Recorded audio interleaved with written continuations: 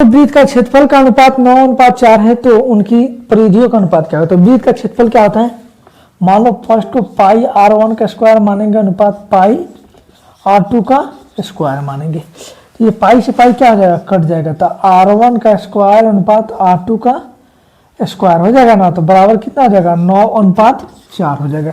ये हम लोग क्या है, मान लीजिएगा अगर इसका लाएंगे इधर तो r1 बराबर क्या हो जाएगा रूट अंदर 9 बराबर कितना हो जाएगा 3 और r2 बराबर कितना हो जाएगा, r2 बराबर हो जाएगा रूट अंदर 4 बराबर 2। r1 का मान कितना क्या 3 और r2 का मान कितना क्या 4। तो वृत्त की परिधि क्या होती है 2 पाई r होता है। क्या होता है 2 पाई r1 अनुपात 2 पाई r2 होता है। तो ये दोनों बराबर से कट जाएगा ना, तो अनुपात कितना है r1 कितना है 3, r1 कितना है 3 और r2 कितना है 2। तो हमें वृत्त की परिधि का अनुपात क्या आ जाएगा 3:2 हो जाएगा। अब 2 नंबर क्वेश्चन दिया है कि 64 पाई सेंटीमीटर क्षेत्रफल वाले वृत्त का व्यास क्या होगा। तो वृत्त का क्षेत्रफल क्या होता है पाई r स्क्वायर बराबर कितना दिया है 64 पाई सेंटीमीटर दिया है, स्क्वायर दिया है ना। तो हमें पाई से पाई कट जाएगा ना। तो r स्क्वायर दिया है तो इसको लाएंगे इधर तो क्या आ जाएगा रूट हो जाएगा 64 हो जाएगा 64 सेंटीमीटर। तो ये कट जाएगा तो कितना आएगा r बराबर कितना हो जाएगा, रूट हटाएंगे तो 8 सेंटीमीटर हो जाएगा। r का मान कितना आ जाएगा 8 सेंटीमीटर। हम लोग जानते हैं कि वृत्त का व्यास क्या होता है, वृत्त का व्यास 2r होता है। कितना होता है 2r होता है। तो 2r बराबर कितना हो जाएगा 2 गुने 8 हो जाएगा। तो 8 दूना का 16 सेंटीमीटर हो जाएगा। व्यास कितना हो जाएगा 16 सेंटीमीटर हो जाएगा। अगला क्वेश्चन दिया है कि दो वृत्त की त्रिज्या का अनुपात 2:3 है तो उनके क्षेत्रफल का अनुपात क्या होगा। मान लीजिए कि r1 दिया है बराबर 2 और r2 दिया है कितना 3 दिया है। तो क्षेत्रफल क्या होगा, पाई r स्क्वायर होता है तो पाई से पाई कट जाएगा। तो क्या होगा r1 का स्क्वायर अनुपात r2 का स्क्वायर हो जाएगा।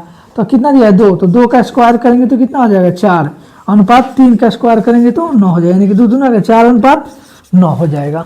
यानी कि दो वृत्त की त्रिज्या का अनुपात अगर 2:3 दिया है तो उनके क्षेत्रफलों का अनुपात कितना हो जाएगा 4:9 हो जाएगा। ठीक है।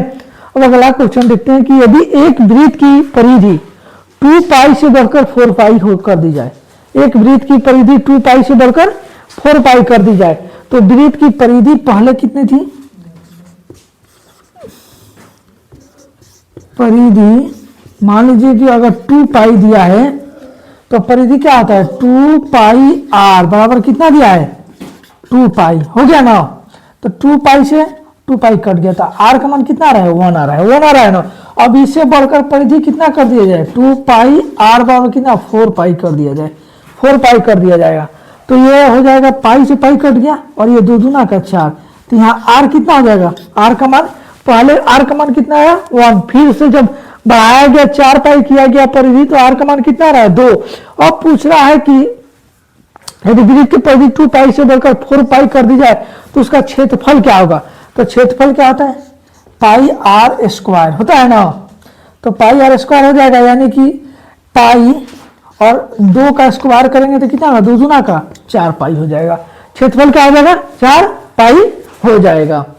अगला क्वेश्चन दिया है कि यदि वृत्त का क्षेत्रफल और परिमाप समान हो, क्षेत्रफल और परिमाप क्या हो समान हो, तो क्षेत्रफल क्या होता है पाई r स्क्वायर और बराबर और परिमाप कितना होता है, परिमाप 2 पाई r होता है। कितना होता है 2 पाई r होता है। तो ये r से r कट गया और ये पाई से पाई कट गया था, r का मान कितना हो गया 2 हो जाएगा। r का मान क्या होगा 2 होगा। तो यहाँ वृत्त का व्यास क्या हो जाएगा, तो व्यास का मतलब होता है 2r, क्या होता है 2r होता है। तो यानी कि 2 गुने 2 बराबर कितना हो जाएगा 4 हो जाएगा। वृत्त का व्यास क्या हो जाएगा 4 हो जाएगा।